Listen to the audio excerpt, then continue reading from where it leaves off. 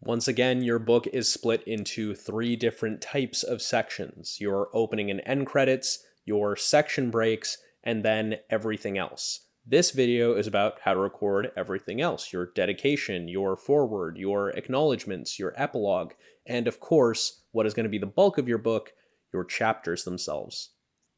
I can't stress this point enough. You must begin every one of these sections by announcing the title of the section, like so. Coming up with better ideas. Now, each of these sections is, of course, much longer than the credits and breaks we previously recorded, so there are a couple of different styles you can use to record here.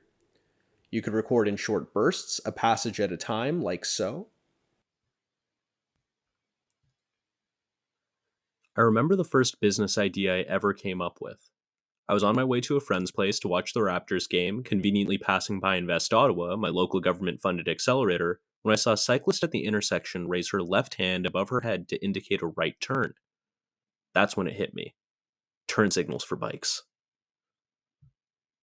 I'm going to pause to clear my throat and take a sip of water, and do the next passage.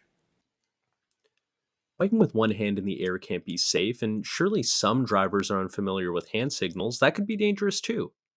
I'm gonna be rich, I thought.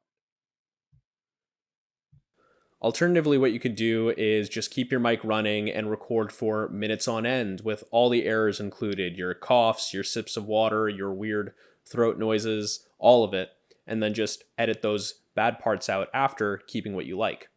Either way, focus on delivering your best performance and save your work periodically using the save button in the bottom right hand corner. Once you're done recording your whole chapter, you are not out of the woods yet.